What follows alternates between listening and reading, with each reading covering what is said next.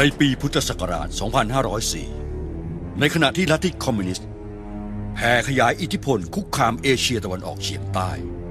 โดยมีกองกำลังเวียดมินหรือเวียดนามเหนือเป็นหัวหอกในการรุกเข้าสู่ประเทศลาวภายใต้การสนับสนุนของรัสเซียและจีนคอมมิวนิสต์โดยมีเป้าหมายที่ประเทศไทยเป็นด่านแรกเพื่อจะรุกต่อไปยังมาเลเซียสิงคโปร์อินโดนีเซียและออสเตรเลียเป็นอันดับต่อไปตามทฤษฎีโดมิโนซึ่งในขณะนั้นยึดครองได้2 ใน 3 ส่วนของลาวไปแล้วทางรัฐบาลไทยได้รับการร้องขอจากเจ้าสุวรรณภูมิมานายกรัฐมนตรีของลาวในขณะนั้นด้วยการตัดสินใจที่กล้าหาญของนายกรัฐมนตรีไทยจอมพลสฤษดิ์ธนรัตน์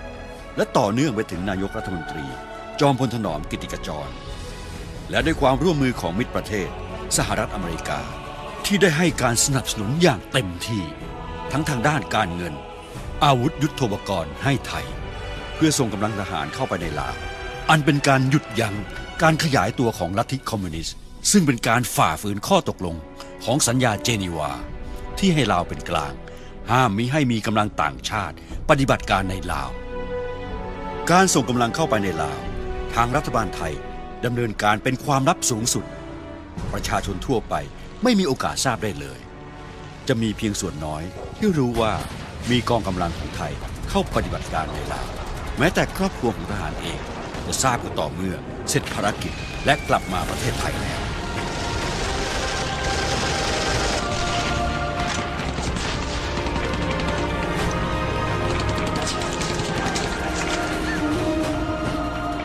จากปีพุทธศักราช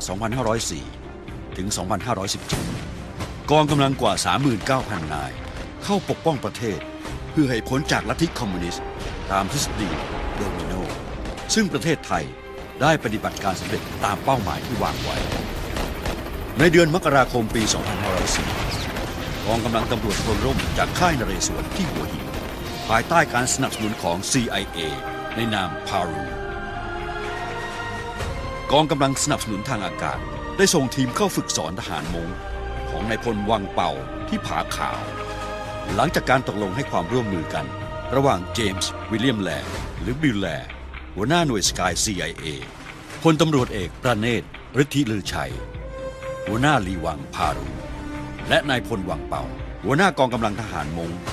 ซึ่งไม่ยอมรับลัทธิคอมมิวนิสต์เพราะไม่ใช่วิถีชีวิตของชาวเขาเผ่าม้งอย่างสิ้นเชิงการฝึกสอนทหารม้งที่ผาขาว 1,000 คนแรกผ่านไปด้วยดีมีการออกปฏิบัติการที่ได้ผลเป็นที่น่าพอใจเป็นอย่างมากจึงเพิ่มการฝึกกำลังพลให้มากขึ้นและขยายไปทั่วทุกภาคในเวลาต่อมาในสงครามเวียดนามพวกเวียดกงได้ยึดป่าและภูเขาส่วนทางเวียดนามใต้ยึดเมืองส่วนในลาวทางเวียดนามเหนือยึดพื้นที่ราบส่วนพื้นที่ภูเขาชาวม้งยึดครองในการรบทหารของนายพลวังเป่าจะเป็นฝ่ายรุกไล่ในช่วงหน้าฝนประมาณพฤษภาคมถึงตุลาคมแต่พอเริ่มเข้าหน้าหนาวคือพฤศจิกายนทหารเวียดนามเหนือและขบวนการประเทศลาวจะเป็นฝ่ายลุกกลับในเดือนพฤษภาคมปี 2507 เริ่มปฏิบัติการวอเตอร์ปั๊มไทยได้ส่งนักบินไทยไปช่วยขับเครื่องบิน T-28 เป็นเครื่องบินขับไล่โจมตีทิ้งระเบิดในนามหน่วย Firefly เพื่อสกัดกั้นการส่งกำลังพลและอาวุธของเวียดนามเหนือเข้าสู่ลาวและเวียดนามใต้ตามเส้นทางโฮจิมินห์และเป้าหมายทางการทหารอื่นๆจนถึงปี 2512 ได้รับคำชมจากนายพลวังเป่ามีการมอบแหวนอัศวินให้กับนักบินไทยที่ปฏิบัติการได้ยอดเยี่ยมหลายนายด้วยกันมีนักบินไทยเสียชีวิตในขณะปฏิบัติการรบในลาวรวม 22 นายเดือนกรกฎาคมปี 2507 ไทยได้ส่งหน่วยทหารปืนใหญ่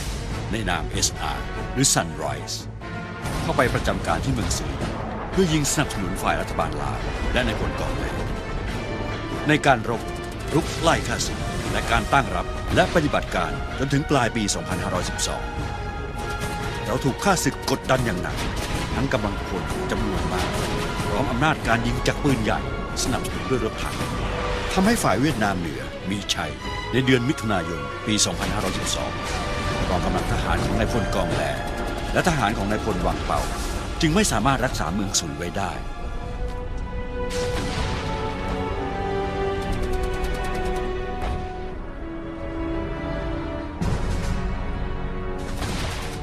เมืองล่องแจ้งอันเป็นฐานบัญชาการใหญ่ของกองทัพภาคที่2และกองบัญชาการของนายพลวังเป่าถูกกำลังจำนวนมากของฝ่ายเวียดนามเหนือปิดล้อมและมีโอกาสจะสูญเสียที่มั่นสำคัญนี้เป็นไปได้สูงจากการร้องขอของเจ้าซูนาภูมานายกรัฐมนตรีลาวพร้อมการสนับสนุนของสหรัฐอเมริกาผ่านทางหน่วยข่าวกรอง CIA ไทยส่งกรมผสมที่13ในนาม BIBA เข้ารักษาเมืองล่องแจ้งและรุกไล่ทหารเวียดนามเหนือโดยสหรัฐอเมริกาได้ใช้กำลังทางอากาศเข้าโจมตีทิ้งระเบิดสนับสนุนกองกำลังของไทยจนข้าศึกต้องถอยร่นไปตั้งรับที่ทุ่งหายหินและทางทิศเหนือของทุ่งหายหินกองกำลังอาสาสมัครทหารเสือพรานถูกจัดตั้งขึ้นเพื่อเข้าทดแทนกองกำลัง BIBA นับเป็นผลงานของกองทัพไทยที่ทางสหรัฐอเมริกาพอใจเป็นอย่างยิ่งทางวุฒิสภามีมติผ่านงบประมาณสนับสนุนการดำเนินการทางทหารผ่าน CIA ซึ่งเป็นผู้ดูแลจัดการในขณะที่กำลังของฝ่ายเวียดนามเหนือก็เพิ่มขึ้นจนถึง 90,000 คนกองกำลังเสือพราน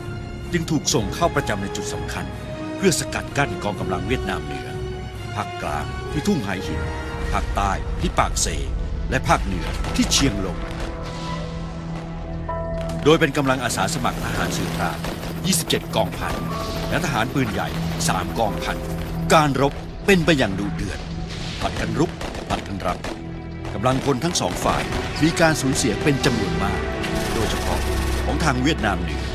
ซึ่งบางครั้งต้องถอนกำลังกลับเนื่องจากถูกโจมตีทางอากาศและกำลังภาคพื้นดินวีรกรรมของเหล่าทหารกล้าอาสาสมัครทหารเสือพรานไทยได้ฝากไว้ให้ลือลั่นในสมรภูมิรบในประเทศลาวมีอยู่ในหลายพื้นที่ซึ่งหนึ่งในวีรกรรมของเหล่านักรบแดนใต้คือกรณีที่ทุ่งหายหินเมื่อ 18 ธันวาคม 2514 ข้าศึกจำนวนมากเปิดฉากการโจมตีกองพันทหารเสือพราน BC 609ซึ่งตั้งอยู่กลางทุ่งหายหินด้านตะวันออกข้าศึกยิงกระหน่ำด้วยปืนใหญ่ขนาด 130 มิลลิเมตรซึ่งสามารถยิงได้ไกล 27 กิโลเมตรซ้ำด้วยปืนใหญ่ขนาด 122 มิลลิเมตรและปืนใหญ่ขนาด 85 มิลลิเมตรในขณะที่นำรถถังและกองกำลังทหารราบบุกประชิดถึงขอบรั้วลวดหนามหลังจากปืนใหญ่หยุดยิงด้วยอำนาจการยิงของรถถัง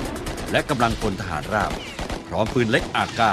AK-47 กระหน่ำยิงกำลังพลของ BC 609ที่ได้รับบาดเจ็บจากสะเก็ดปืนใหญ่และกระสุนปืนอากา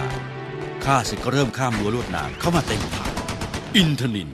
ร้อยโทชูเกียรติสินค้าเจริญฝอ3รักษาการผู้บัญชาการกองพันพร้อมผู้บังคับกองร้อยโทโรมชัยมงคลและนายปริญญาอินทเขื่อนหรือปิงโก้เป็นแฟกคือผู้นำการโจมตีทางอากาศหน้าได้ร้องขอให้ฐานคิงคองแพนเตอร์ช่วยยิงปืนใหญ่ให้กระสุนแตกอากาศกลางฐานในแสนพลเอกจุทัยแสงทวีปซึ่งอยู่ที่ฐาน BC 610ภูเซอร์ตะวันตกเฉียงใต้ได้ยินคำขอปืนใหญ่จึงพูดวิทยุว่าให้คิดดีๆเพราะกระสุนแตกกลางอากาศจะทำอันตรายทั้งสองฝ่ายคำตอบก็คือผมพร้อมแล้วที่จะตายร่วมกับข้าศึกนี่คือความเด็ดเดี่ยวกล้าหาญและเสียสละทุกคนที่อยู่ในเหตุการณ์ก็ได้แต่น้ำตาซึมเมื่อเสียงปืนใหญ่จากฐานแพนเตอร์และคิงคองได้ยิงแตกอากาศตามคำขอนั้นก็หมายว่าวาระสุดท้ายของทหารกล้าพร้อมกับผู้บังคับบัญชาที่ร้องขอให้ยิงได้สละชีวิตพร้อมกับข้าศึกไปแล้วในวันรุ่งขึ้นนักบินเฮลิคอปเตอร์ที่บินผ่านในระยะสูงแจ้งว่าเห็นทหารนอนตายเกลื่อนฐานเป็นจำนวนมากทั้งฝ่ายของเราและฝ่ายข้าศึกนี่คือหนึ่งในวีรกรรมที่คนไทย